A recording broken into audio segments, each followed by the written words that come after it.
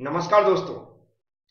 आज का सब्जेक्ट है मटेरियल साइंस एंड इंजीनियरिंग या फिर मटेरियल टेक्नोलॉजी हो सकता है, जिसके अंदर आज हम लोग समझेंगे कोवैलेंट बॉन्ड।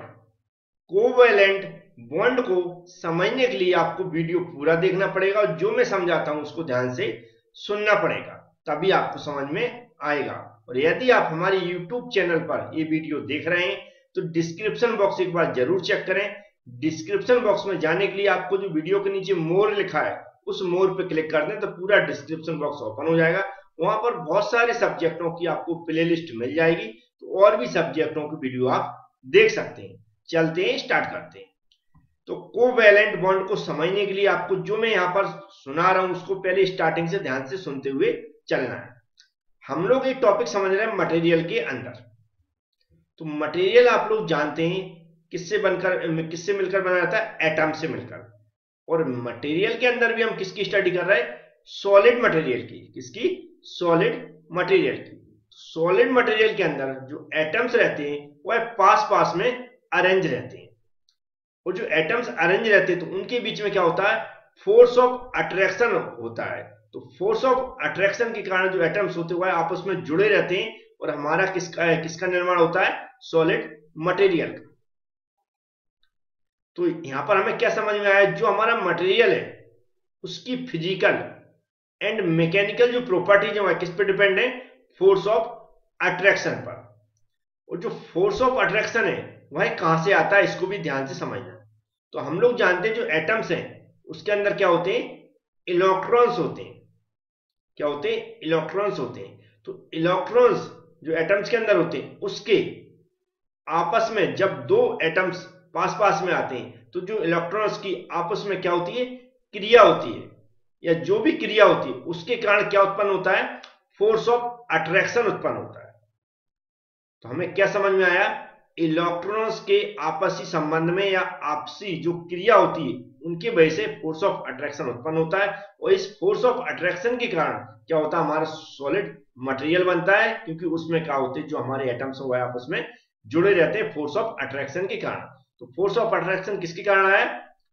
इलेक्ट्रॉन्स के आपसी क्रिया करने के कारण है। तो इसी आधार पर जो डिफरेंट टाइप्स के बॉन्ड बनाए गए हैं। इससे पहले मैंने जो समझाया था वह कौन सा समझाया था? Ionic bond. वह आपने देख लिया होगा तो आपको अच्छे समझ में आ गया होगा। आयोनिक बॉन्ड में हमने क्या पढ़ा था कि जो इलेक्ट्रॉन्स हैं वह जो एटम्स होते हैं वह आपस में क्या करते हैं? शेयर करते हैं। उससे हमारा क्या? एक बॉन्ड बनता है। लेकिन जो कोवेलेंट बॉन्ड है उसमें ऐसा नहीं होता। इसमें जो इलेक्ट्रॉन होते हैं वह शेयर नहीं किए जाते। इसमें इलेक्ट्रॉन होते हैं, उसमें क्या होता है? जो एटम होते हैं वह आपस में इलेक्ट्रॉन को शेयर करते हैं और एक बॉन्ड क्रिएट करते हैं। क्या समझ में आया? जो कोवेलेंट बॉन्ड है वह क्या करते हैं? इलेक्ट्रॉन्स को क्या करते हैं? शेयर करते हैं। क्या होते हैं? जो पड़ोसी जो एटम होते हैं, दो एटम जब पास में आते हैं तो उनके उनके जो जो इलेक्ट्रॉन्स होते हैं वह क्या करते हैं? आपस में शेयर कर लेते हैं और एक बॉन्ड बना लेते हैं। अब ये शेयर कैसे करते हैं, कौन कौन से इसके एग्जाम्पल है वह मैं अभी समझाऊंगा, वह आपको समझ में आ जाएगा। थ्योरी एग्जाम में क्या करना पड़ता है? हमें डेफिनेशन लिखना पड़ती है। तो जैसा मैंने समझाने की कोशिश की, यदि आपने उसको अच्छे सुन लिया तो यहाँ पर जो लिखी हुई है डेफिनेशन वह समझ में आपको आ जाएगी। अब जो मैं एग्जाम्पल समझाऊंगा उससे आपको और अच्छी समझ में आ जाएगी डेफिनेशन। फिर इसके बाद हम लोग इसकी प्रॉपर्टीज की बात करेंगे। याद रखें, यूट्यूब चैनल पर जब भी आप वीडियो देखें तो चैनल को सब्सक्राइब कर लें, बेल आइकन पर क्लिक कर लें, क्योंकि ऐसे वीडियो जब भी मैं बनाता हूं तो यूट्यूब पे डालता रहता हूं और नोटिफिकेशन आपके पास पहुंच जाएगी। नॉर्मली है, और जो पीडीएफ वगैरह है और जो भी कोर्स है वो आपको हमारी एबी क्लास एप्लीकेशन पर भी मिल जाएगी। एबी क्लास एप्लीकेशन की लिंक मैंने डिस्क्रिप्शन बॉक्स में दे रखी है, उस पर एक वीडियो भी बना दिया है। तो उस वीडियो को देखकर आप नोट्स प्राप्त कर सकते हैं या फिर पूरा कंप्लीट कोर्स प्राप्त कर सकते हैं। चलते हैं, इसके एग्जाम्पल समझ लेते हैं। अब जो मैं यहां पर समझा रहा हूं उसको भी आपको ध्यान से सुनते चलना कि वाई वर्ड भी आपके काम आने वाले हैं। जैसे जो कोवेलेंट बॉन्ड है किसके अंदर पाया जाता है? Non metallic material. Non metallic material. जैसा मैं पहला एग्जांपल ले रहा हूं, सिंबल बना रहा हूं, क्या हो गया? हाइड्रोजन। क्या हो गया? हाइड्रोजन। अब हाइड्रोजन का जो एटॉमिक नंबर वह कितना होता है? पता होगा आपको कितना होता है? 1 होता है। एटॉमिक नंबर कितना होता है? 1 होता है।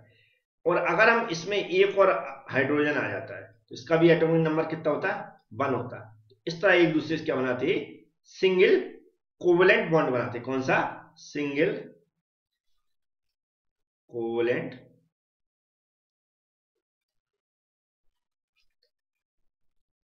बॉन्ड बना देते। इसका जो स्ट्रक्चर पूरा बनता है वो कैसे बनता है, यहां पर मैं बता रहा हूं आपको। ऐसा बनाना है आपको, एक इलेक्ट्रॉन इसका हो गया, एक इलेक्ट्रॉन इसका हो गया, और हमारा कैसा बना देना मुझे आपसी में,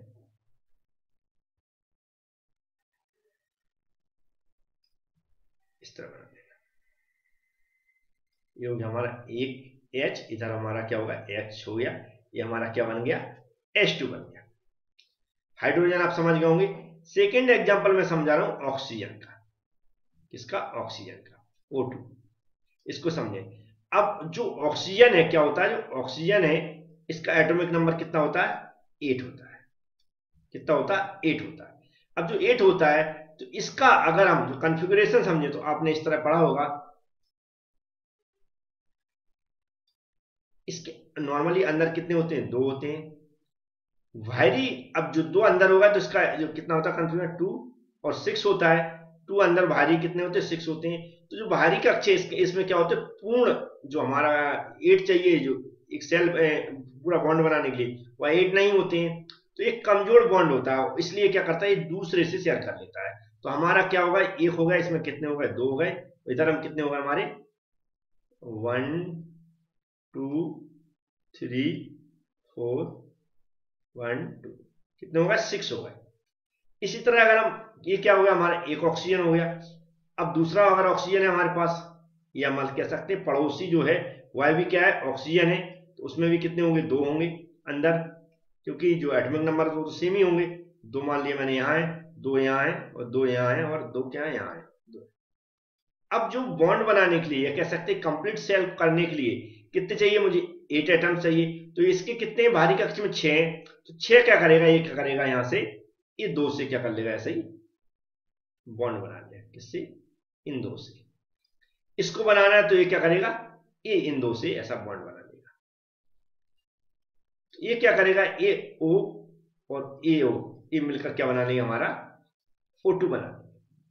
समझ में आया, क्या किया इसने, इसने अपने 2 एटम इसको शेयर कर दिए, तो क्या होगा, इसका बॉन्ड पूरा हो गया। या फिर इसने 2 एटम अपने इसको शेयर कर दिए तो इसका बॉन्ड पूरा हो गया। इसलिए इसको क्या बोलते हैं हम, इसमें 2 एटम शेयर किए, इसलिए क्या बोलते हैं, डबल कोवलेंट बॉन्ड। ये भी आपको समझ में आ गया होगा। तीसरा एग्जांपल मैं समझा रहा हूं नाइट्रोजन का। किसका, सॉरी, नाइट्रोजन मतलब N2 का। इसका अगर तो देखें, नाइट्रोजन में N है, इसमें जो एटॉमिक नंबर कितने होते हैं, 7 होते हैं। कितने होते हैं, 7 होते हैं।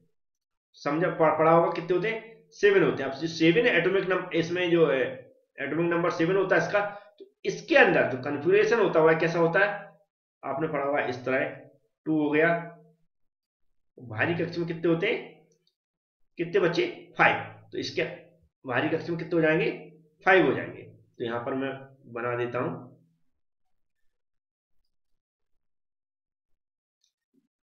ऐसे बना दें जैसा मैं बना रहा हूं। 1 1 यहां कर दें, 1 2 3 यहां बना दें। ये क्या हो गया, हमारा एक एन हो गया।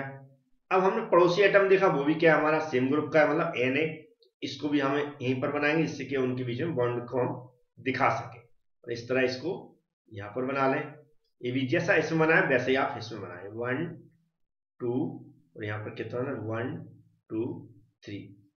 अब यहां पर हम क्या दिख रहा है, इसका जो कन्फिगरेशन देखा 2 और 5 का है। अंदर कितने, 2 है पूर्ण है, बाहर कितने चाहिए, 8 है, लेकिन इसमें कंप्लीट नहीं, कितने 5 है, लेकिन चाहिए कितने, 8। तो क्या करता है, एक एन दूसरे एन को क्या करता है, एटम शेयर करता है। कितने एटम शेयर करने की जरूरत है, 3। तो ये कितने, 5 है, और ये कितना, ऐसा 3 मिला के क्या कर लेगा, यहां पर एक बॉन्ड बना लेगा। या फिर ए इसके 3 लेके बॉन्ड बना लेगा, इसके 3 शेयर कर देगा इसको। तो इस तरह हमारा क्या होता है, एक कंप्लीट बॉन्ड बन जाता है। तो ये एन और एन दोनों मिलकर क्या बनता है, हमारा N2 बनता है। तो इसमें कितने इलेक्ट्रॉन शेयर हुए, 3 इलेक्ट्रॉन शेयर हुए। तो इसको बोलते हैं हम ट्रिपल कोवलेंट। Covalent bond. तो ये कुछ एग्जांपल से मैंने समझाने की कोशिश की। आपको सिर्फ क्या करना है थ्योरी एग्जाम में, ये डेफिनेशन लिख देना है, फिर क्या करना है, ऐसा H2 का बना देना एग्जांपल, ऐसा किसका O2 का बना देना और N2 का बना देना। यह जो मैंने पीडीएफ प्रोवाइड कराई उसमें सेम बने हुए, जिस तरह मैंने स्टैंडर्ड बुक से जो बने रहते हैं उस तरह बना दें। ये इस तरह मैंने जो बनाने की कोशिश की, सिर्फ आपको समझाने की कोशिश की कि किस तरह जो हमारे इलेक्ट्रॉन्स हैं वह कोवेलेंट बॉन्ड में शेयर होते हैं और क्या होता है, एक बॉन्ड बनाते हैं। उस एक बॉन्ड किसमें पाया जाता है, नॉन मेटालिक मटेरियल। समझ में आ गया। अब चलते इसकी प्रॉपर्टी समझ लेते हैं। तो कुछ प्रॉपर्टीज हैं जिन्हें याद करना है, इनको लिखना भी है एग्जाम में। जैसे लिखा covalent crystal have open structure, मतलब क्या होते हैं, ओपन स्ट्रक्चर होता है। उसका रीजन यहाँ पर लिखा हुआ है, बड़े आसानी से आप पढ़ सकते हैं। नेक्स्ट क्या है, covalent bond provide strong attractive force. Example जैसे डायमंड वगैरह है, इसमें क्या पाया जाता है, कोवेलेंट बॉन्ड पाया जाता है। इसके अलावा जो the conductivity of covalent bond, ये क्या होती है, वाइड रेंज, जो वेरी करती है, ये वेरी करती है मतलब भिन्न भिन्न होती है। अदर जो बॉन्ड पढ़ेंगे हम उनकी तुलना देखें तो they are mostly liquid and gases. ये मोस्टली क्या लिक्विड है गैसेस में पाए जाते हैं। और लेकिन जो कंपाउंड मटेरियल होते हैं उनका मॉलिक्यूलर जो कहते हैं हाई मॉलिक्यूलर वेट कंपाउंड और सॉलिड होते हैं। जो हाई जिनका जो मॉलिक्यूलर वेट हाई होता है वह मोस्टली क्या होते हैं, सॉलिड होते हैं। इस तरह they are soluble in non polar solvent like carbon tetra और क्लोराइड एंड कार्बन सल्फाइड। इनमें क्या होते हैं, सॉल्युबल होते हैं। नॉन पोलर सॉल्वेंट लाइक है ना, जो यहाँ पर कुछ मटेरियल के नाम लिखे जिसमें क्या होते हैं, सॉल्युबल होते हैं, मतलब घुलनशील होते हैं। तो इस तरह की जो प्रॉपर्टीज होती है इनको समझाने की जरूरत नहीं, आप एक बार अच्छे से पढ़ लेंगे और आपको ये सब याद ही करना। तो उम्मीद है कुछ मैंने समझाने की कोशिश की, कुछ आप याद कर लें। तो ये वाला अगर क्वेश्चन आता थ्योरी एग्जाम में तो आप इसको सॉल्व कर सकते हो, समझा सकते हैं। Thank you friends.